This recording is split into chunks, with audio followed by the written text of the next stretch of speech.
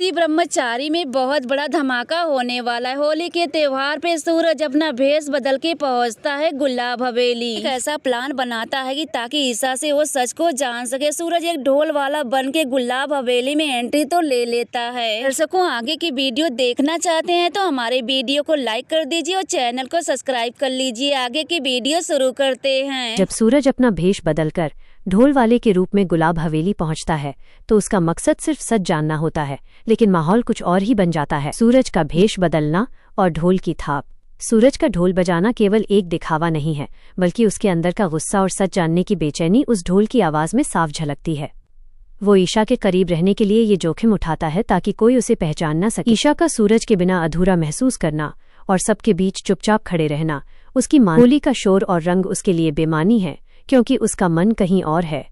जब भीड़ के धक्के से सूरज के हाथ से लाल गुलाल उड़कर ईशा पर गिरता है, भले ही ईशा को पता नहीं है कि वो ढोल वाला सूरज ही है, लेकिन नियति ने उन दोनों को रंगों के जरिए फिर से जोड़ दिया। जैसे ही वो लाल गुलाल ईशा के चेहरे और सफेद लिबास पर बिखरता है, समय जैसे ठहर जाता है।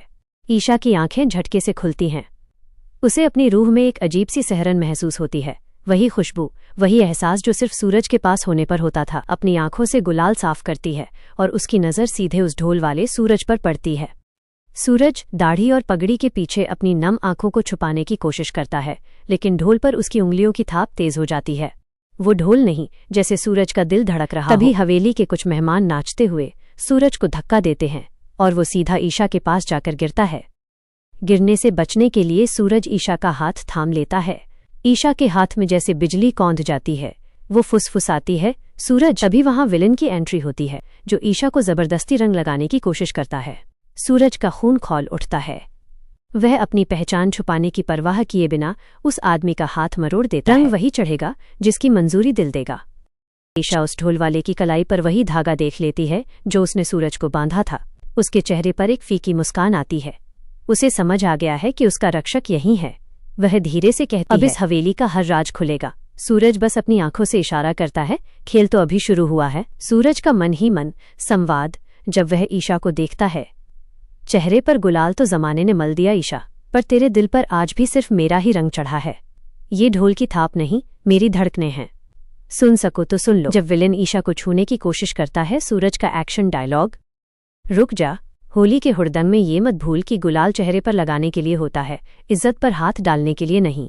इस हवेली की दीवारों के कान होंगे, पर इस ढोल वाले के हाथ बहुत लंबे हैं। जब उसे एहसास होता है ये खुशबू जानी पहचानी है, ये एहसास भी पुराना है। ढोल बजाने वाले, तू चाहे कितने ही नकाब पहन ले, तेरी आंखें वो सच कह रही हैं जो तेरी जुबान छुपा रही है। सूरज, क्या ये तुम हो? ईशा और सूरज के बीच का सस्पेंस भरा पल, धीमी आवाज में, ईशा, ढोल तो बहुत लोग बजाते हैं, पर मेरी रूह को सिर्फ एक ही शख्स की थाप झकझोरती है। सूरज भेष बदलकर, मालकिन, हम तो मामूली ढोल वाले हैं, पर याद रखना, कभी कभी मामूली दिखने वाले लोग ही बड़े बड़ों के तख्त पलट देते हैं। आज लाल गुलाल उड़ा है, कल हवेली का सफेद सच बाहर आएगा। ईशा, रंग तो अभी चढ़ना शुरू हुआ है, उतरते उतरते कई चेहरे बेनकाब कर जाएगा। हवेली का पिछला हिस्सा, अंधेरा और सन्नाटा।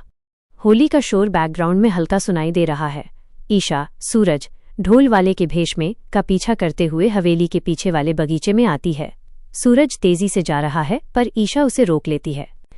ईशा, हाफते हुए ऊंची आवाज में, रुक जाओ, कदम वहीं रोक लो, क्योंकि तुम्हारे पैर पहचान छुपा सकते हैं, पर तुम्हारी ये आहट मेरे दिल को धोखा नहीं दे सकती। सूरज रुक जाता है, पीठ ईशा की तरफ है। वो अपनी ढोल की डोरी कसता है।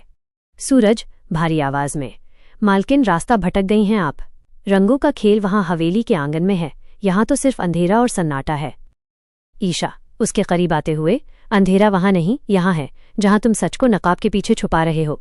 वो ढोल की थाप, वो मुझे बचाने के लिए तुम्हारा हाथ थामना, क्या वो भी एक नाटक था?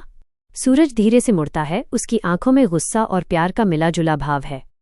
सूरज, नाटक तो वो लोग कर रहे हैं जो हवेली में गुलाल मलकर अपने काले सच छुपा रहे हैं।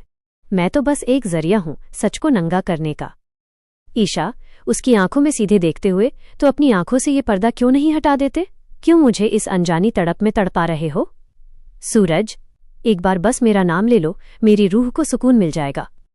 सूरज एक पल के लिए पिघलता है, अपना हाथ ईशा के चेहरे की तरफ ले जाता है जहां लाल गुलाल लगा है, पर अचानक रुक जाता है। उसे अपनी कसम और मकसद याद आता है। सूरज कठोरता से, सूरज मर चुका है ईशा। आज जो तुम्हारे सामने है वो सिर्फ एक ढोल वाला है जो तब तक नहीं रुकेगा जब तक इस हवेली की नींव नहीं हिल जाती।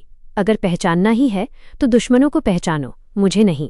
ईशा चुनौती देते हुए, ठीक है, अगर तुम ढोल वाले हो तो बजाओ वो ढोल, पर याद रखना अगर तुम्हारी थाप मेरी धड़कन से नहीं मिली तो मैं समझ जाऊंगी कि तुम सूरज नहीं हो, और अगर मिल गई तो तुम्हें खुद को बेनकाब करना होगा। सूरज बिना कुछ बोले ढोल पर एक जोरदार चोट करता है। आवाज इतनी तेज होती है कि ईशा सिहर उठती है। सूरज उसे वहीं छोड़कर अंधेरे में गायब हो जाता है और ईशा के हाथ में रह जाता है सूरज की पगड़ी का एक टुकड़ा। कि सूरज ईशा को छोड़कर कहाँ चला गया, जानने के लिए और न्यू वीडियो देखने के लिए हमारे वीडियो पे कमेंट कीजिए।